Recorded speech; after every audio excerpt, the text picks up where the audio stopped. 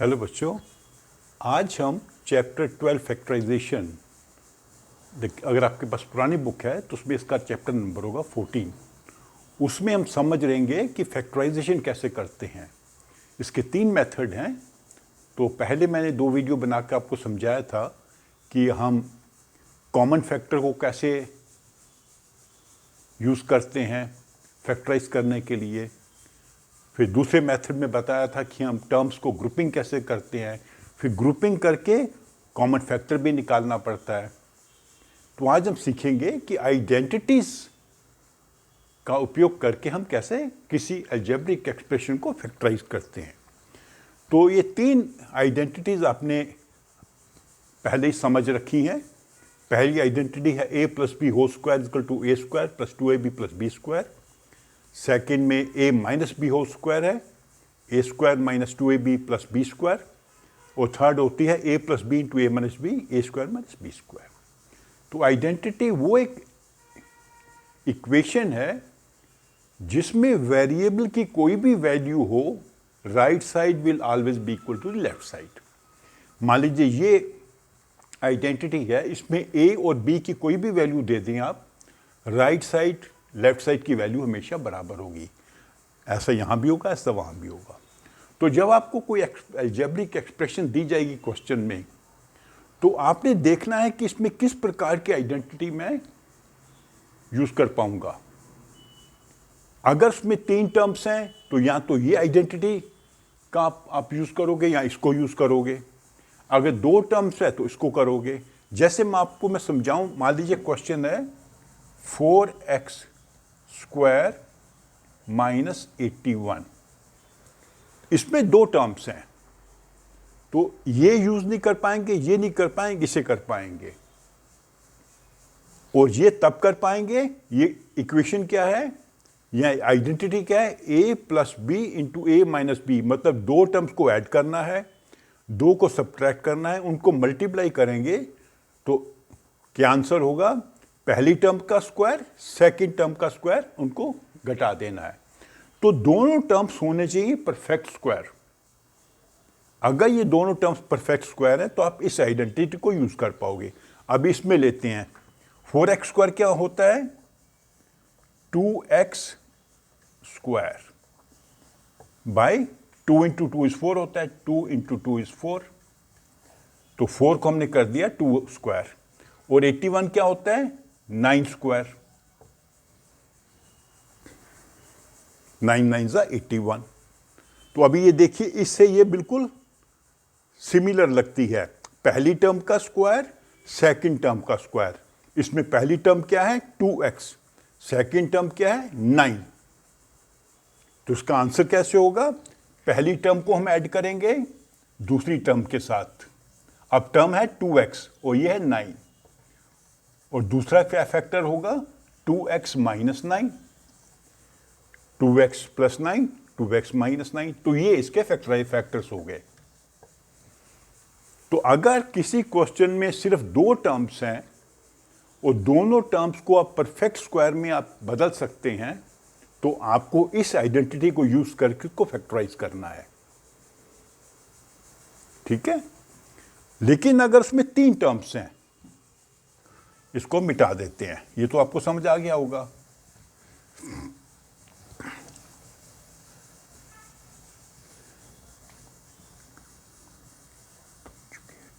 मान लीजिए हमारे पास क्वेश्चन है 4x square + 8x + 16। Sorry, 4x square नहीं है, x स्क्वायर है। ये एक अलजेब्रिक एक्सप्रेशन आपको दी हुई है जिसको आपने फैक्टराइज करना है। तो इसमें 3 टर्म्स हैं, तो ये या ये यूज होगी। लेकिन चूंकि तीनों टर्म पॉजिटिव हैं तो ये वाली हम यूज करेंगे। तो इसका आपने ध्यान रखना है। अगर तीनों टर्म पॉजिटिव हैं तो आप इस आइडेंटिटी को यूज करेंगे। अब इस आइडेंटिटी में क्या होता है, एक टर्म परफेक्ट स्क्वायर होनी चाहिए, सेकंड टर्म भी परफेक्ट स्क्वायर होनी चाहिए, और थर्ड टर्म में क्या होगा, 2 से पहली टर्म और सेकंड टर्म को मल्टीप्लाई करेंगे। 2ab का मतलब क्या होता है, 2 × a इंटू बी, ए पहली टर्म है, बी सेकेंड टर्म है, दोनों को मल्टीप्लाई करके 2 से मल्टीप्लाई किया। तो अब इसको देखते हैं, एक्स स्क्वायर, ये क्या होता है 4 square plus 2 into 4 into x, 8 क्या हो गया 2 इंटू 4, और x जो क्वेश्चन में दिया हुआ है। तो अभी ये देखिए, पहली टर्म का स्क्वायर, सेकंड टर्म का स्क्वायर, और 2 के साथ फर्स्ट टर्म और सेकंड टर्म को मल्टीप्लाई किया गया है। 2 इंटू 4, 4 सेकेंड टर्म है, इंटू एक्स फर्स्ट टर्म है। तो ये देखिए इससे बिल्कुल मैच करती है। इसमें जो a है हमारा वो है x और b है हमारा 4। तो अब क्या करेंगे, x प्लस 4 स्क्वायर, ये इसके फैक्टर्स हो गए। तो इस अलजेब्रिक एक्सप्रेशन के फैक्टर बने x प्लस 4 स्क्वायर। तो आपने कहां से हिंट लेना है, पहला हिंट है कि तीनों टर्म पॉजिटिव हैं। दूसरा हिंट क्या है कि फर्स्ट टर्म और थर्ड टर्म जो परफेक्ट स्क्वायर्स हैं। उसके बाद में जो थर्ड टर्म है वो 2 into first term into second term है। तो आप वहां से हिंट लेके x प्लस 4, यहां पर जो a है x और b है 4, a plus b x plus 4। तो अभी हम आ जाते हैं किसी नेगेटिव टर्म पे, ठीक है। मान लीजिए हमारे पास क्वेश्चन है 49x square minus 84x plus 36। तो अभी पहला हिंट आपके पास क्या है कि 3 टर्म्स हैं। दूसरा हिंट क्या है कि 8 टर्म नेगेटिव है। तो आपको ये वाली आइडेंटिटी यूज करनी है, ठीक है। अभी हमने देखना है कि क्या पहली टर्म परफेक्ट स्क्वायर है। यस, 7 इंटू 7 होता है 49। 49 इज ए परफेक्ट स्क्वायर। किसका परफेक्ट स्क्वायर है, 7 का। 36 किसका परफेक्ट स्क्वायर है, 6 का।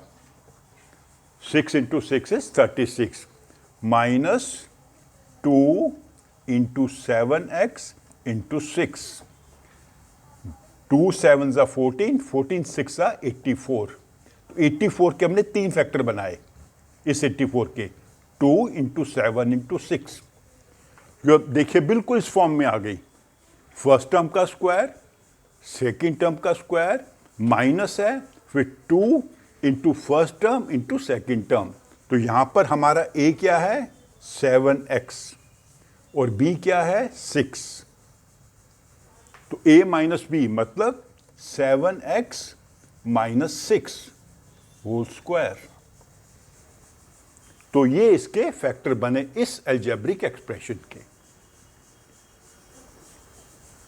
तो मैंने आपको क्या समझाया था कि पहले देखना है कि उसमें टर्म्स कितनी है। 2 टर्म्स हैं तो कौन सा फॉर्मूला लगेगा, a square minus b square is equal to a plus b to a minus b. अगर 3 टर्म्स हैं, तीनों पॉजिटिव है तो ये वाली आइडेंटिटी लगेगी। 3 में एक नेगेटिव है तो ये वाली आइडेंटिटी लगेगी। फिर आपने करना क्या है कि 2 टर्म्स को परफेक्ट स्क्वायर बनाना है और थर्ड टर्म में 2 से मल्टीप्लाई करना है फर्स्ट टर्म को और सेकंड टर्म को। दोनों में सेम मेथड है, सिर्फ प्लस माइनस का अंतर है। प्लस होगा तो a प्लस बी आंसर बन जाएगा, माइनस होगा तो a माइनस बी आंसर बन जाएगा। इस प्रकार आप किसी भी क्वेश्चन को इन 3 आइडेंटिटीज को यूज करके आप सॉल्व कर सकते हैं। फिर एक और आइडेंटिटी होती है, उसका मैं आपको अलग वीडियो में समझाऊंगा। थोड़ा सा मैं आपको हिंट दे देता हूं क्योंकि ये वीडियो थोड़ी लंबी हो जाएगी, जिसको थोड़ा अब यहीं कंक्लूड कर देते हैं। मैं आपको हिंट दे देता हूं। एक और आइडेंटिटी होती है जिसको हम यूज कर सकते हैं अपने किसी भी अलजेब्रिक एक्सप्रेशन को सॉल्व करने के लिए। वो क्या होती है, x plus a into x plus b. इसका आंसर क्या होता है, x square plus a plus b into x plus a b. इसमें x प्लस ए और x प्लस बी वेरिएबल एक है, लेकिन इनके जो सेकेंड टर्म्स है डिफरेंट हैं। यहाँ पर a है और यहाँ पर b है। तो इसका क्या आंसर होता है, एक्स स्क्वायर मतलब इन टर्म का स्क्वायर, फिर दोनों सेकंड टर्म्स को ऐड करके फर्स्ट टर्म से मल्टीप्लाई करना है, इस सेकंड टर्म को और इस सेकंड टर्म को ऐड करके इस टर्म से मल्टीप्लाई करना है, a plus b into x, और फिर दोनों सेकंड टर्म्स को मल्टीप्लाई कर देना है, a इंटू बी। तो ये आइडेंटिटी होती है, इसको भी हम यूज़ करेंगे। इसके लिए मैं आपको अलग वीडियो बना के समझाऊंगा, ठीक है। तो आप मेरी इस वीडियो को लाइक करो, अपने फ्रेंड्स के साथ शेयर करो और मेरे चैनल को सब्सक्राइब भी करो। Thank you.